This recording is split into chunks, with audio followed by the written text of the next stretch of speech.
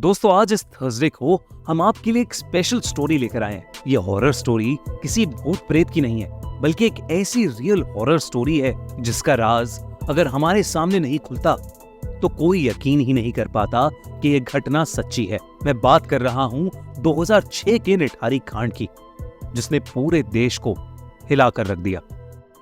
दिल्ली के पास ही बसे नोएडा में एक जगह है निठारी, एक ऐसा एरिया जहां से एक तरफ सेक्टर 31 नोएडा के अमीर लोगों के बंगलोज दिखते हैं और दूसरी तरफ निठारी के अंदर गरीब लोगों की बस्ती। एक ऐसी बस्ती जहां के ज्यादातर लोग दिहाड़ी मजदूर, रिक्शे वाले और हाउस हेल्प्स का काम करते हैं और देश के पिछड़े इलाकों से बिलोंग करते हैं। 7 मई 2006 की शाम को निठारी की बस्ती में रहने वाले नंदलाल के घर में अफरा तफरी मची हुई थी, क्योंकि उनकी 22 साल की बेटी पायल सुबह से घर नहीं आई थी। उसने अपने पिता से कहा था कि वो सेक्टर 31 की कोठी नंबर D5 में नौकरी के लिए जा रही है, पर जब से वो वहां गई थी उसका फोन स्विच्ड ऑफ जा रहा था। जब काफी देर तक वो घर नहीं आई तो उसके माता पिता बहुत डरने लगे, क्योंकि निठारी में पिछले 2 साल से कई छोटे बच्चे और जवान लोग गायब हो रहे थे। नंदलाल से और नहीं रहा गया और उसने खुद अपनी बेटी को ढूंढने का फैसला किया। सबसे पहले उसने उस रिक्शे वाले को ढूंढा जिसने पायल को D5 तक छोड़ा था। वो रिक्शे वाला D5 का नाम सुनते ही भड़क गया और उसने बताया कि उसने पायल को वहां छोड़ा तो था, पर वो बिना पैसे दिए ही घर के अंदर चली गई। उसे लगा कि वो वापस आकर उसे पैसे देगी, मगर वो वापस आई ही नहीं। जब उसने घंटी बजाई तो उस घर का 36 साल का नौकर सुरिंदर कोली बाहर निकला और उसने कहा कि पायल वहां से चली गई है। जब रिक्शे वाले ने उसकी बात को झूठ कहा तो कोली ने एक ईंट उठाकर उसकी तरफ फेंकी और उसे वहां से भगा दिया। ये सुनकर नंदलाल का शक यकीन में बदल गया।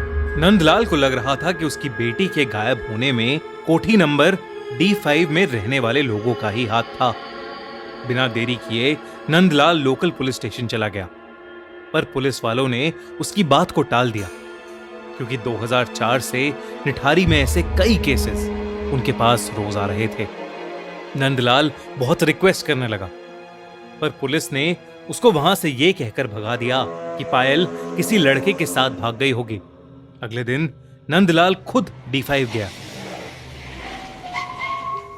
घर के अंदर से घर का मालिक 52 इयर्स यानी 52 साल का मनिंदर सिंह पंडेर बाहर आया,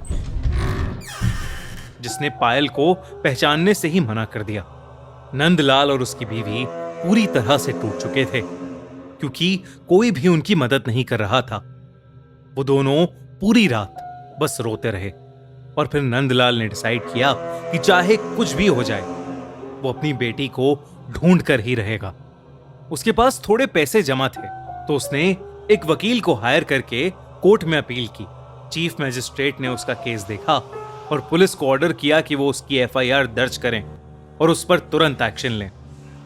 पुलिस ने जब लापता बच्चों के बारे में आसपास के लोगों से पूछताछ की तो उन्हें यह पता चला कि निठारी के नाले पर 2 पुल के बीच में 100 मीटर के एरिया में ही वो सारे बच्चे और लोग जो लापता हुए हैं आखिरी बार वहीं देखे गए हैं।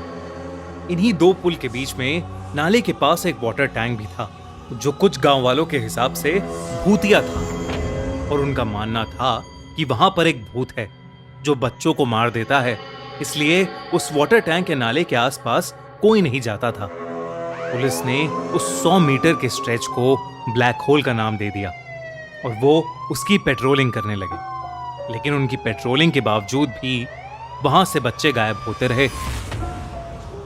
पर वहां ऐसा क्या था?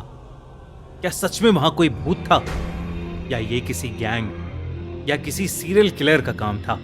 इस सवाल का जवाब उस वक्त किसी को नहीं मिल पा रहा था, क्योंकि पुलिस पर प्रेशर बहुत ज्यादा था। तो पुलिस ने पायल के फोन को ट्रैकिंग पर लगवाया और मनिंदर सिंह पंडेर को भी इंटेरोगेट किया, पर मनिंदर ने कहा कि वो पायल के गायब होने वाले दिन चंडीगढ़ में था और अपने पिता का अंतिम संस्कार कर रहा था, जिसका उसके पास प्रूफ भी था।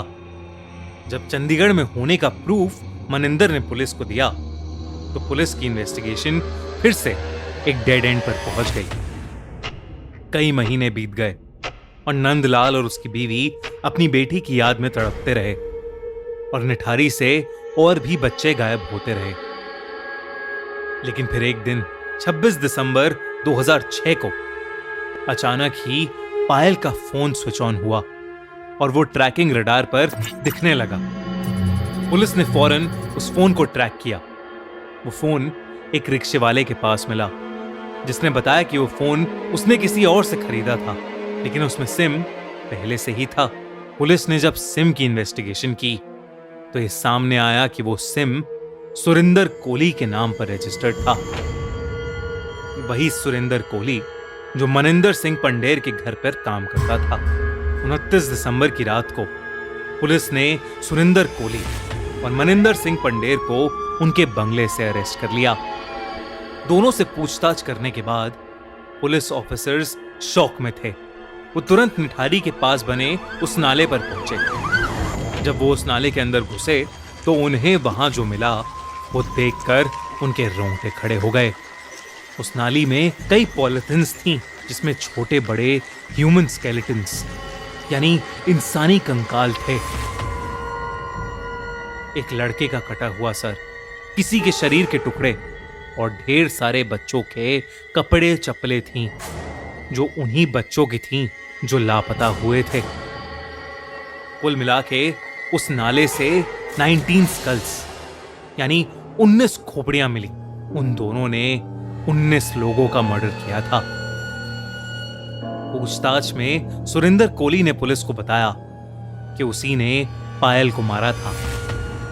सुरिंदर ने पायल के ही दुपट्टे से उसका गला घोट दिया था और उसे मारने के बाद सुरिंदर ने लाश के कई टुकड़े किए और फिर वो उन्हें पकाकर खा गया। सुरिंदर ने यह भी बताया कि उसने ऐसा सभी छोटे बड़े बच्चों के साथ किया था। जब सुरिंदर पर ढेर सारे साइकोलॉजिकल टेस्ट हुए तो उसने ये भी कबूला कि उसके सपने में एक सफेद बालों वाली साड़ी पहनी हुई एक औरत आती थी, जो लोगों को मारने तक उसके साथ ही रहती थी।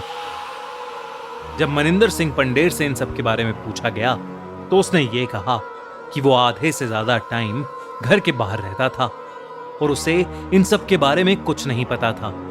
पर सुरिंदर का एक कहना था कि वो पंडेर के कहने पर ही बच्चों और लड़कियों को टॉफी और नौकरी का लालच देकर घर के अंदर लाता था, जिसके बाद पंडेर उनका फायदा उठाता था और सुरिंदर उनको मारकर उनकी डेड बॉडी को टुकड़ों में काटकर उन्हें पका के खाता था। यह केस इतना भयानक था कि फौरन सीबीआई को ट्रांसफर किया गया। जब सीबीआई ने इन्वेस्टिगेट किया तो उन्हें और भी कई बातें पता चली। दोनों पर कई सारे केसेस चले और कई सालों तक चले, जिनके बाद उन दोनों को डेथ पेनल्टी यानी मौत की सजा सुनाई गई। पंडेर के परिवार वालों का अब भी यह कहना है कि वो इनोसेंट है, पर निठारी का कोई भी इंसान ये मानने को तैयार नहीं है कि एक इंसान के घर में इतना कुछ हो गया और उसे इस चीज का कोई अंदाजा भी नहीं था। आज तक निठारी में इस क्राइम का खौफ फैला हुआ है, मगर एक चीज अभी भी क्लियर नहीं हो पाई, इस क्राइम का मोटिव। खैर जो भी हो, इससे ज्यादा दरिंदगी भरा केस शायद ना कभी हुआ है और ना ही कभी होगा। आपको क्या लगता है? कमेंट्स में हमें बताइए। और अगर आप चाहते हैं कि हम किसी क्रिमिनल केस को हमारे क्राइम शो में कवर करें तो हमें कमेंट्स में जरूर बताइए। दोस्तों, ये कहानी हमने इस थर्सडे को एक स्पेशल स्टोरी की तरह सुनाई है। ऐसी ही दिल दहला देने वाली ट्रू क्राइम स्टोरी सुनने के लिए सब्सक्राइब करें हमारा क्राइम चैनल, जहां हमने बहुत सारे क्राइम केसेस पर स्टोरीज बनाई हैं। इनफैक्ट रिसेंटली हमने आपकी डिमांड्स पर कोलकाता के आरजी कर मर्डर केस को भी कवर किया है। तो जल्दी से जाओ हमारे crime channel the crime show by खूनी मंडे पर, और हाँ, उसे सब्सक्राइब करना बिल्कुल मत भूलना।